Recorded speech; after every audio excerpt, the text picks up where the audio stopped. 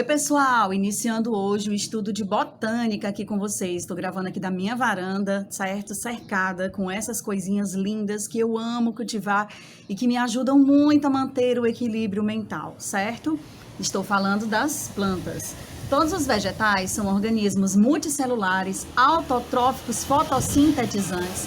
E dentro das cadeias alimentares, eles vão representar o quê? Os organismos produtores. Então, nós não podemos esquecer da sua importância ecológica, que é a produção de energia, de matéria e energia para todo o ecossistema. Também devemos lembrar que são os vegetais que produzem oxigênio, claro que em escala muito maior, considerando que é terra, planeta, água, as algas acabam ganhando nesse processo, né? Porque também produzem oxigênio.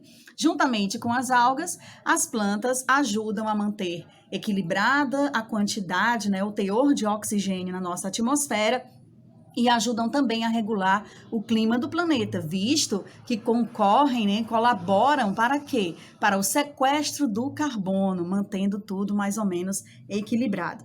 Bom, plantar não é uma coisa muito fácil, não vou dizer para você.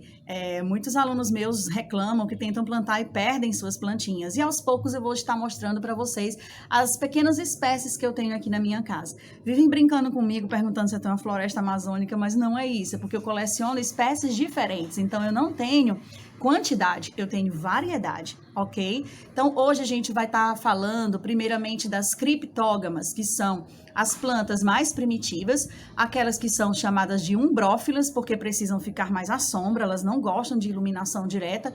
A iluminação direta pode queimá-las e matá-las. E são plantas que dependem da água para a reprodução, visto que o gameta masculino ainda não evoluiu. É um gameta que possui flagelo e que se chama anterozoide, tá certo? Então hoje, mostrando aqui para vocês um pouquinho sobre as criptógamas. Bem, o desafio agora, né, é tentar fazer você entender um pouquinho como é que funciona essa plantinha aqui, que é tão pequenininha, né, que é o musgo, certo? Ela cresce nos muros, essa daqui foi extraída realmente de uma parede, olha a parte de trás da parede, tá? E ela é uma camada assim muito fina, ela se desfaz muito fácil, olha, a camada onde esse musgo tá realmente plantado é muito fininha. E mesmo assim ele consegue se manter nessa época, certo? Então vou tentar aqui dar uma ampliadinha para ver se você consegue perceber detalhes, certo? Sobre os musgos. Ok, então nós vamos começar com a escala filogenética, onde você observa na base, na raiz dessa escala, né? Você vai estar analisando da sua esquerda para a direita e você percebe que as algas, elas são a origem, né? Representam a origem aí de todos os grupos vegetais. Por muito tempo, as algas até pertenceram ao reino vegetal, só que aí elas foram banidas para o reino protista, por não possuírem nenhuma estrutura, como raiz, caule, folha, são apenas talos gelatinosos, e também por não poderem reter os seus embriões junto ao gametângio feminino. Pronto, a partir dessa história aí é que surgem as briófitas, cujo próprio nome já indica, né, essa mudança de comportamento. Briófita vem de embrião. O que a gente observa também na escala é que os 3 outros grupos, pteridófitas, gimnospermas e angiospermas, são classificadas como traqueófitas, porque apresentam os vasos condutores de seiva, o que é bem mais eficiente, facilitando o crescimento desse tipo de vegetal. Eu coloco aí um quadro resumo. Nesse quadro resumo, que faz a comparação da reprodução entre as plantas, você pode observar que apenas a briófita possui como fase duradoura a gametofítica. Ou seja, se essa plantinha tiver 30 dias, mais ou menos uns 20 dias de vida, ela vai estar na fase de gametófito. E apenas o esporófito surge por uns 10 dias, então não é a vida inteira que a planta vai ter ali presente o esporófito. Já a pteridófita, gimnosperma e angiosperma vão apresentar como fase duradoura a esporofítica. O gameta feminino, em todos os 4 grupos aí, ele se chama oosfera. O gameta masculino, ele vai sofrer alterações, né, no decorrer do tempo. Então, os primeiros grupos, briófita e pteridófita, o gameta masculino será chamado de anterozoide. Já com as gimnospermas e angiospermas, com o surgimento do grão de pólen, ele passa a ser chamado de núcleo espermático. Agora, não confundam, o grão de pólen não é o gameta masculino. Eu já vi questões abordarem, fazerem confusão com esse assunto aí. Aqui abaixo também eu coloco um resuminho, né, sobre o ciclo de alternância de gerações. Por quê? Porque todas as plantas, em um momento da vida, terão uma fase esporofítica, onde produzirão um esporófito, e esse esporófito será 2N. E toda planta vai ter uma fase gametofítica, onde ela vai ter um gametófito, que será haploide. Então, começando aqui com as briófitas. Essa aqui é a imagem, né, daquela que eu estava te mostrando agora há pouco no vídeo, eu fotografei, tá? Realmente ali estava um pouco embaçado, não dava muito para trabalhar. Mas você consegue perceber aí umas hastes meio que abauladas nessa coloração marrom, e ela exatamente representa a porção esporofítica, que depende aí, no caso, do gametófito. O esporófito é como se fosse o filho do gametófito, porque é a fase duradoura na briófita. As briófitas são, portanto, avasculares, não tem xilema nem tem floema.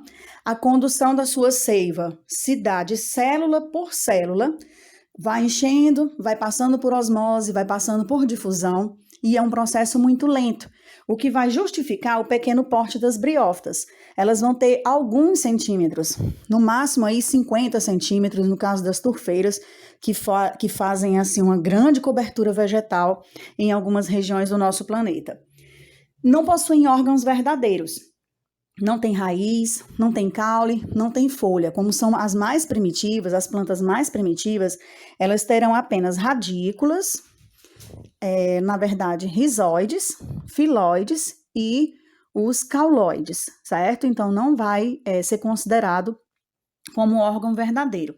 Mas já começa a estruturar alguns tecidos, por mais primitivos que sejam. São os tecidos básicos à sobrevivência desse vegetal em ambiente terrestre. Então, ela já vai ter uma epiderme, certo? Que é a reunião de células, né, bem próximas ali, que são células achatadas, com pouco ou praticamente nenhum espaço entre elas, e a função vai ser de proteção.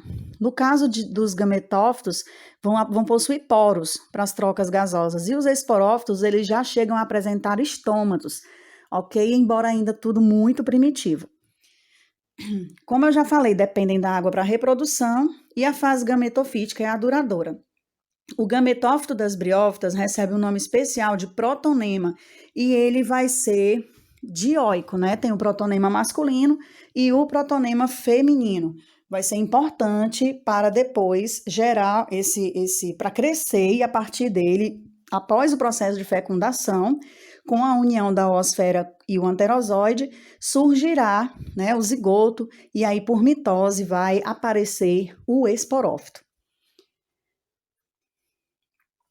As briófitas, elas estão divididas em vários grupos, né? A gente só fala do musgo, mas aí você tem à sua esquerda o musgo, que realmente representa a maioria das espécies. Ao meio aí você tem as hepáticas, cujas folhinhas são mais achatadas, inclusive elas podem ter os propágulos, que são estruturas de reprodução, e os antóceros, né, que já vão ter as folhinhas diferenciadas, são mais alongadas, são mais cilíndricas, acabam até sendo um pouquinho maiores. A estrutura da briófita, aquela estrutura que a gente tem dificuldade de observar a olho nu, até mesmo ampliando, ela está aí representada. Então, ó, o rizóide, que seria essa raiz, né, esse projetinho de raiz, o cauloide e o filóide, como se fosse o caule e a folha, tudo representando o gametófito. Então, essa parte verdinha é o gametófito, aquele que eu te falei que vai ter a fase duradoura, que tipo, pode ficar 20 dias aí nessa planta. E apenas 10 dias seria o esporófito. O esporófito, ele está ampliado aqui, mostrando a cápsula, existe uma cápsula na ponta, e dentro dessa cápsula é que vai conter os esporos. Por que que o nome é esporófito? Exatamente porque vai ter esporo. Agora o detalhe, o esporófito é 2N e o esporo é N. O que foi que aconteceu aí? Um processo de meiose, né, que é reducional, para poder liberar esses esporos e a partir deles surgirem os gametófitos, no caso o protonema. Aqui nós temos o ciclo geral, certo? A partir do momento, você pode iniciar nesse momento aqui, em que a cápsula, né, vai liberar o esporo, ele vai germinar dando origem ao protonema, o protonema vai dar origem ao gametófito masculino, aqui o gametófito masculino ele vai produzir um anterozoide, o anterozoide vai nadar até o gametófito feminino, vai se encontrar com a oosfera, e a partir daí, o pequeno zigoto vai ficar lá dentro desse gametófito feminino. O que é que vai estar acontecendo aqui? Portanto, a partir daí, essa plantinha feminina vai estar gerando um novo esporófito. Sobre as pteridófitas, o que podemos falar? A partir delas, né, nós teremos o xilema e o floema, então é o primeiro grupo a apresentar vasos condutores, mas ainda dependem da água para a reprodução. Então, cuidado com a pergunta. Qual grupo vegetal conquistou efetivamente o ambiente terrestre? Inclusive, o Enem, no ano passado, colocou uma pergunta que fez uma certa confusão em torno disso. Em outro momento, eu vou apresentar essas questões. A fase esporofítica, ela vai ser duradoura, certo? E o gametófito multicelular, ele é imperceptível ao olho nu, eu já tive a oportunidade de ver ao microscópio, parece um coraçãozinho, tá? Mas a gente não consegue perceber porque ele fica assim em meio à terra, né? Debaixo daquelas folhas a gente não consegue ver. Só que ele vai ser hermafrodita. Enquanto que o gametófito da briófita tem sexos separados e se chama protonema, o gametófito da pteridófita receberá o nome de prótalo. Possuem caule subterrâneo, que são os rizomas. Também a gente vai encontrar caule subterrâneo em plantas como a bananeira. Raízes adventícias, que são as raízes que vão partir desse caule subterrâneo. E as folhas, né, que são folhas bem destacadas, bem separadas, tá? Como se fossem folhas compostas. A parte inferior das folhas, a gente vai observar os soros, que são essas estruturas, esses pontinhos aqui, né, que surgem aí na parte inferior do folíolo, tá?